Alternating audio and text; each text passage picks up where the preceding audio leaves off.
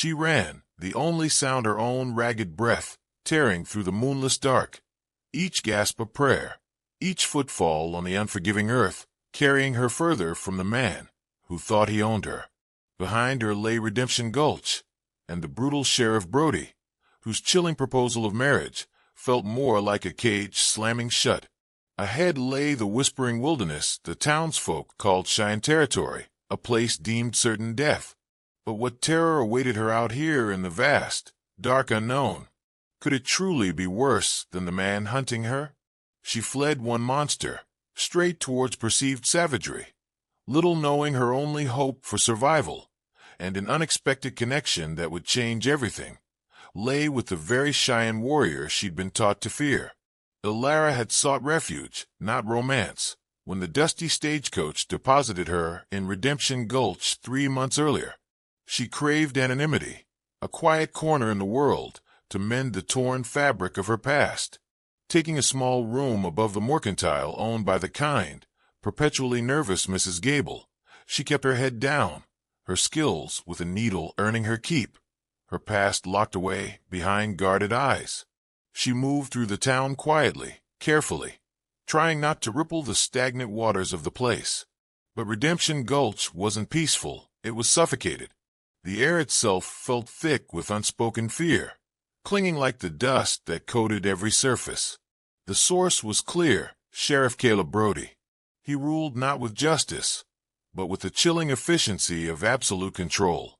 He was a tall man, hard as the landscape, his eyes the color of a gathering storm, his hand always resting near the Colt peacemaker on his hip. Respect wasn't offered to him, it was extracted. A narrowed gaze, a deliberately soft-spoken threat. The way townsfolk flinched when his shadow fell near it was enough. Even before Ilara truly felt his gaze upon her, she sensed the wrongness, the brittle tension beneath the town's weary facade. She saw the quick, averted glances, heard the conversations die when his spurs jingled on the boardwalk. This wasn't a town finding redemption. It was a town held captive. Her fragile anonymity shattered the day Brody's attention snagged on her in the mercantile. He'd entered, silencing the room as always, his gaze sweeping past everyone until it landed and stayed on Ilara. It wasn't curiosity, it was assessment, ownership. New face, he'd stated, his voice deceptively mild, stepping closer than necessary. Keeping out of trouble, miss? Ilara had merely nodded, her pulse suddenly erratic. Yes, Sheriff. His proximity was unnerving, his scent of dust, sweat, and power making her skin crawl. See that you do, he'd murmured, his eyes lingering on her face before he turned away. But the encounter left a residue of cold dread. She knew that look. She'd seen it before. In another life, she fought to forget. The look of a predator marking its prey. The quiet haven she'd sought had just revealed its hidden jaws. From that day on, Brody's presence was a constant weight. He manufactured reasons to cross her path, his eyes following her movements across the street, his compliments laced with possessiveness. He offered protection that felt like a tightening chain. Ilara felt the town's fear coalesce around her. Friendly faces grew distant, conversations grew strained. Mrs. Gable's kindness became brittle, overshadowed by her terror of the sheriff. Ilara was being deliberately, methodically isolated. Then came the evening. He cornered her in the alley beside the mercantile as dusk bled across the sky. He blocked her path to her room, his large frame eclipsing the fading light. "Evening, Ilara," he said, the false pleasantry gone, replaced by something hard and final. "Sheriff," she replied, her voice tight, refusing to show the tremor that ran through her. Her hand instinctively clutched the small, beaded pouch hidden in her pocket. "This town, hard place for a woman alone," he stated, moving closer. "Needs a man. Needs stability. A wife is respectable. My wife." The words were cold iron. Not a question, a decree. Ilara felt the blood drain from her face. "Sheriff, I cannot."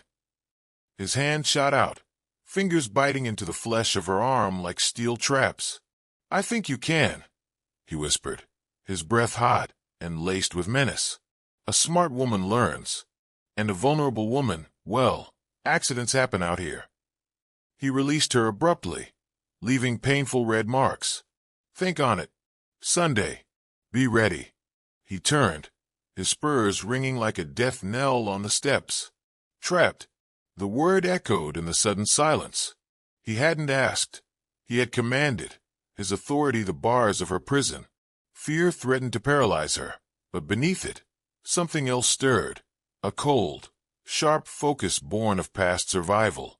Brody expected compliance. He expected tears, please. He didn't expect the quiet calculations already forming behind her eyes. The question wasn't if she would refuse, but how she would escape the cage before Sunday. The days that followed were a masterclass in Brody's cruel control. Deliveries meant for Ilara vanished. Minor disputes were settled harshly against her. He publicly humiliated Jed, the young stable hand, merely for offering her a kind word, reinforcing her isolation. Brody made it clear she belonged to him, and anyone who challenged that would suffer. He thought he was breaking her. He was wrong. While appearing subdued, Ilara watched him with an intensity hidden behind lowered lashes. She catalogued his routines, the late hours carousing at the saloon, the specific timing of his rounds, the almost superstitious way he checked the jailhouse locks. She noted his dismissive, yet vaguely fearful, references to the Cheyenne beyond the hills. Their danger might be my shield, the thought flickered. She began her own preparations, silent and secret. A bit of dried beef slipped into her pocket from the mercantile stores. A discarded waterskin, mended stitch by careful stitch in the dead of night. A sharp paring knife, liberated from Mrs. Gable's kitchen, hidden beneath the loose floorboard in her room. She found herself recalling half-forgotten knowledge from her grandmother. How to move without sound, how to read the stars for direction, which plants offered sustenance, and which offered other uses. The quiet woman Brody saw was merely a facade over a core of hardened resilience he couldn't comprehend. She gathered not just supplies, but information, courage, and a desperate plan. She knew he was growing impatient. The storm was coming. It broke 2 nights later. Returning to her room in the oppressive darkness, she found Brody waiting directly outside her door, flanked by 2 thuggish deputies. He wasn't suggesting anymore. "Ilara," he said, his voice flat final. "Time's up. The preacher expects us Sunday morning. My men will ensure you don't wander off before then." His eyes held a chilling certainty, a possessive gleam that stripped away any pretense of civility. "Don't disappoint me," he warned, before turning and leaving her under guard. Locked in her room, the shuffling boots of the deputies, just outside the thin door. Panic surged, hot and suffocating. Sunday. So soon. But the panic subsided, replaced by icy resolve. Tonight. It had to be tonight. Hours later, when the town finally succumbed to silence, and even the guards outside seemed lost in weary stillness, Ilara moved. Soundlessly, she retrieved her hidden cache, food, water, knife, and a coil of thin rope pilfered earlier. The small beaded pouch, her only link to her grandmother, she secured around her neck. The window overlooking the dark alley was her only path. The drop was perilous, 12 feet to hard-packed earth. Securing the rope to the heavy bed frame, testing the knot until her knuckles were white, she eased the window open, praying the faint groan wasn't heard. Swinging her legs over the sill, the rough rope burned her palms as she lowered herself into the abyss. Wood scraped her arms, muscles screamed, but she pushed past the pain. Her feet hit the ground with a muffled thud. Instantly, she crouched, melting into the shadows, every nerve alight. She didn't dare run yet. She moved like a wraith through the alleyways, skirting the edges of town, listening intently. A distant dog bark, the creak of a floorboard somewhere. Each sound was a potential alarm. Brody's rage upon finding her gone would be volcanic. Reaching the scrubland marking the town's boundary, she finally ran. Ran without looking back, pushing herself into the vast, swallowing darkness. The terrain was brutal, tearing at her clothes, tripping her feet, but the fear of Brody's hand on her arm again was a more potent fuel. Ahead lay the unknown dangers of the wilderness and Cheyenne territory, but behind lay certain damnation. She ran towards the forbidding hills, towards the cold indifference of the plains, praying for distance before the relentless sheriff realized his prize had flown the cage. 2 days became a blur of sun-scorched plains and freezing nights. Ilara forced herself onward, driven by primal fear and dwindling hope. Hunger gnawed, thirst cracked her lips, exhaustion weighed down her limbs like lead. Her feet were raw, blistered messes, her body aching with cuts and bruises. The initial terror subsided into a dull, throbbing ache of despair. Had she escaped Brody only to die out here alone? On the 3rd morning, deep within a rocky ravine, her vision swimming, she stumbled. A sickening twist, a blinding bolt of pain from her ankle, and she crumpled to the dust. She cried out, trying to push herself up, but the agony was too great. Tears of exhaustion and hopelessness tracked dirty paths down her cheeks. This was the end. Brody wouldn't even need to find her. The wilderness itself had claimed her. Then a sound. Not the wind, not a coyote. The soft rhythm of unshod hooves on rock. Her head snapped up, eyes wide with renewed fear. On the ridge above, silhouetted against the harsh morning light, sat 3 riders. Cheyenne. Their faces were stern granite, eyes missing nothing as they observed her crumpled form. Bows were slung across their backs. Lances rested easily in their hands. They radiated an aura of quiet, lethal competence. One rider, clearly the leader, nudged his painted pony forward, effortlessly navigating the descent towards her. He was young, lean, his long black hair held by a beaded headband, his movements fluid and controlled. He dismounted a few feet away, his gaze intense, assessing. His companions remained watchful on the ridge. Ilara braced herself. From the sheriff's cruelty to this savagery, the townsfolk whispered of. There seemed no escape. The warrior knelt beside her, his silence more unnerving than any threat. His eyes noted her ragged state, the injury, the lingering terror in her gaze. Terror clearly not directed at him. Desperation overriding fear. Ilara fumbled beneath her dress, pulling out the small, beaded pouch on its thin leather thong. She held it out, her hand shaking violently. "Help, please." Her voice was a dry rasp. The warrior's impassive face shifted, his gaze fixed on the pouch. He reached out, not taking it, but gently turning it in her trembling palm. His fingers brushed the intricate beadwork, a distinctive pattern, a hawk soaring against a stylized sun, rendered in blues, reds, and white. Recognition flickered in his dark eyes. Surprise. He looked from the pouch to her face, a silent question hanging in the air. "Where?" he asked finally, his English accented but clear, his voice low and resonant. "Did you get this?" "My grandmother," Ilara whispered, swallowing against the dryness in her throat. "Long ago. She traded. With your people, I think. Near the broken mesas." His eyes held hers. Coda. That was the name whispered with wary respect, even in Redemption Gulch. He recognized the pattern, a design associated with a band his own family had known generations past, before the treaties were broken, before men like Brody poisoned the land with their greed. He saw the marks on her arm, the desperate flight in her eyes. He knew of Brody, the sheriff who pushed boundaries, who disrespected Cheyenne land and law. He straightened, speaking briefly in Cheyenne to his companions. They nodded. He turned back to Ilara. "I am Coda," he said. "You run from Brody." A statement, not a question. "Yes," she breathed, relief hitting her like a physical blow. Coda nodded slowly. "We know him." His gaze dropped to her injured ankle. "He will hunt you. You cannot travel."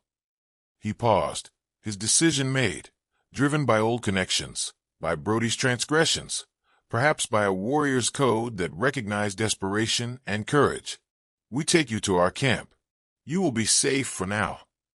He offered a hand. "Can you stand?" Hope, fierce and unexpected, flooded Alara. Sanctuary, offered by the very people Brody despised. She nodded, tears welling, blurring the image of the warrior helping her gently to her feet, lifting her onto his pony. His touch was firm, respectful. In his cautious eyes, she saw not savagery, but honor. Her desperate flight had led her to the heart of perceived danger, only to find an unlikely protector. The real story, she suddenly understood, was just beginning. Koda's village, nestled in a hidden valley watered by a clear stream and shaded by cottonwoods, was a world away from Redemption Gulch. Teepees dotted the landscape, smoke rising lazily, the air filled with the sounds of life, children's laughter, the rhythmic thud of tools, quiet conversation. Alara's arrival on Koda's pony caused stares, murmurs of curiosity mixed with deep suspicion. She was an outsider, potentially trouble brought by the white man's world. Koda helped her dismount, his presence silencing overt hostility, though wary eyes followed her. He led her to a teepee slightly apart, entrusting her to Cheyenne, an elder woman whose face was a map of wisdom and resilience, her eyes sharp and appraising. Cheyenne examined Alara's swollen ankle with skilled hands, applying a pungent, soothing poultice and binding it expertly. Without wasted words, she offered water and food, her efficiency a shield against judgment. The following days were a quiet cocoon of healing. Confined mostly to Cheyenne's teepee, Alara slowly regained strength. Koda visited daily, sometimes bringing fresh game, sometimes just sitting in companionable silence, his presence a reassurance. Their communication grew beyond necessity. Alara learned basic Cheyenne phrases from Cheyenne. Koda practiced his English. He asked again about the beaded pouch. Alara shared fragmented memories of her grandmother, a woman living between worlds, respecting the land and its people, teaching Alara the secrets of herbs. Koda listened, recognizing landmarks, confirming old trade routes. The pouch wasn't just beadwork, it was history, a fragile thread connecting their disparate pasts. In turn, Alara learned about Koda, his leadership, his skill as a provider and protector, the weight of responsibility he carried for his people amidst shrinking lands and broken promises. His quiet integrity was a stark contrast to Brody's loud brutality. Respect grew between them, tentative but real. As her ankle healed, Alara cautiously joined the life of the camp.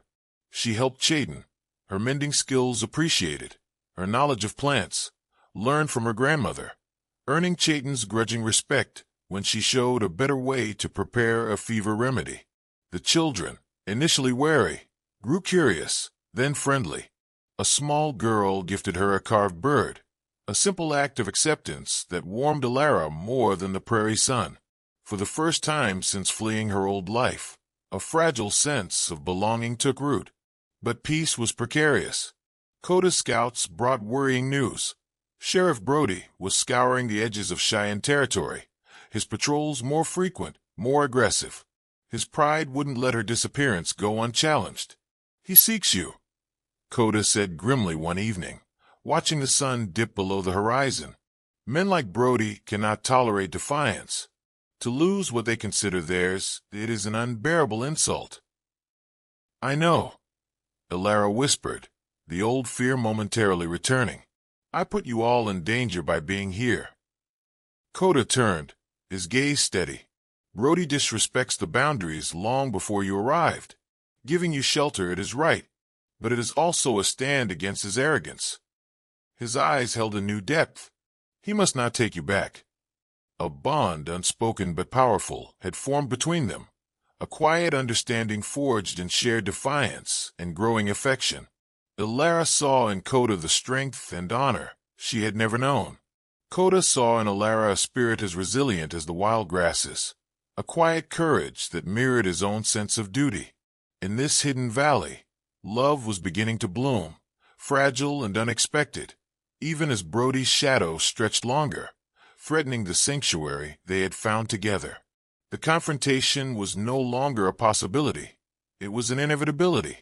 It came sooner than expected. Led by grim determination, Sheriff Brody and 3 deputies rode directly towards the camp, halting at the edge of the trees, a calculated intrusion. Coda, flanked by a dozen warriors armed and ready, walked out to meet them.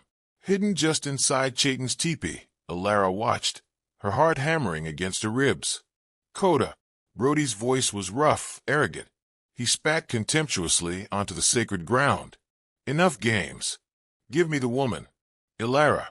Now. He scanned the teepees, his eyes hungry. Coda stood motionless, a figure of calm strength. This is Cheyenne land, Sheriff. Your authority ends where the grass meets the stone. Leave. Brody laughed harshly. My trackers ain't blind, Savage. Her trail led straight here. Hand her over, or we search every one of these pathetic tents. His hand hovered near his gun. The air thickened, heavy with violence, waiting to erupt. But before Coda could respond, Alara stepped out into the sunlight. She couldn't hide while they risked everything. Her ankle protested, but she stood straight, meeting Brody's astonished, furious glare head-on. The fear was a cold knot inside, but it no longer controlled her. I am not yours, Sheriff Brody, she declared, her voice ringing clear across the clearing. I was never yours to claim. I am here because I choose to be. Brody's face contorted, turning a dangerous shade of purple. You, consorting with them. Get over here, woman. He started forward, hand outstretched possessively. Instantly, Coda was between them, a silent, immovable barrier. She stays. You defy me. Brody roared, his hand now tight on his Colt. His deputies shifted, suddenly aware of the silent, determined warriors surrounding them. It is you who defies agreement, Sheriff. Alara countered, her voice gaining strength. She remembered the whispers, the fear, the fragments of Brody's corruption she'd pieced together. Just like you defy the laws you supposedly enforce. Selling whiskey on protected land? Taking bribes from the freight runners? Skimming money from the town coffers? A stunned silence fell. Brody went white. His deputies exchanged uneasy glances. They knew. They'd look the other way. Coda's people listened intently. I saw your hidden ledger, Sheriff. Alara pressed, driving the nail home. Under the floorboards. The one detailing the kickbacks from the Bar T land grab you engineered. With a snarl of pure rage, Brody finally drew his weapon. Lying. Coda didn't draw. He spoke. In Cheyenne, but his tone, his gestures, the reactions of the deputies who understood enough. It was clear. He spoke of Brody's cowardice masked as bravado, his greed poisoning his badge, his disrespect for all laws, but his own desires. It was a verbal evisceration, stripping Brody bare in front of his men and the people he scorned. Brody flinched as if struck. One deputy pointedly looked away, refusing to meet the sheriff's desperate gaze. Sheriff, another deputy muttered, backing his horse nervously. Maybe we should go. This ain't our fight. Ain't our jurisdiction. Brody looked from Alara's unwavering stare to Coda's implacable presence, to his crumbling support, to the ring of warriors whose patience had clearly worn thin. He was defeated, not by bullets, but by truth and courage. With a strangled sound of pure, impotent fury directed squarely at Alara, he savagely wheeled his horse around. This isn't finished, he screamed, his voice cracking. You'll pay for this. He dug his spurs in, fleeing back towards Redemption Gulch, his deputies scrambling after him, leaving only shame and dust hanging in the air. A collective breath seemed to be released in the camp. Coda gently touched Alara's arm, a silent acknowledgement.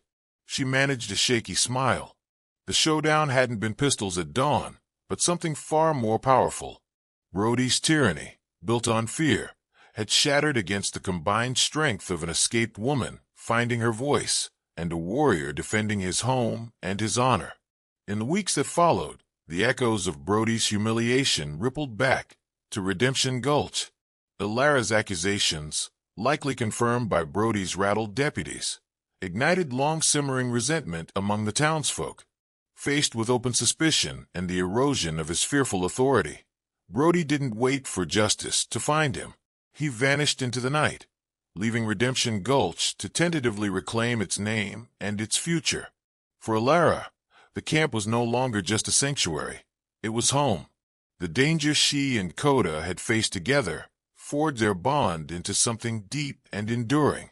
Love grew steadily, quietly, nurtured by mutual respect and shared moments under the vast prairie sky. He taught her the rhythms of the land. She shared her healing touch and listened to the burdens of his leadership. The beaded pouch, once a relic of a forgotten past, became a symbol of her journey. From hunted fugitive to cherished partner, she had fled brutality and found belonging where she least expected it. Standing beside Coda, watching the children play near the stream, Alara knew she wouldn't leave. Her path had been brutal, her survival hard one, but escaping the sheriff's cage had led her to a freedom she hadn't known existed. Here, in the heart of the Cheyenne world, she had found not just safety, but love, purpose, and a strength she never knew she possessed. The wild frontier still held dangers, but Alara faced it now not alone, but as part of a people, her spirit as resilient and untamed as the land itself.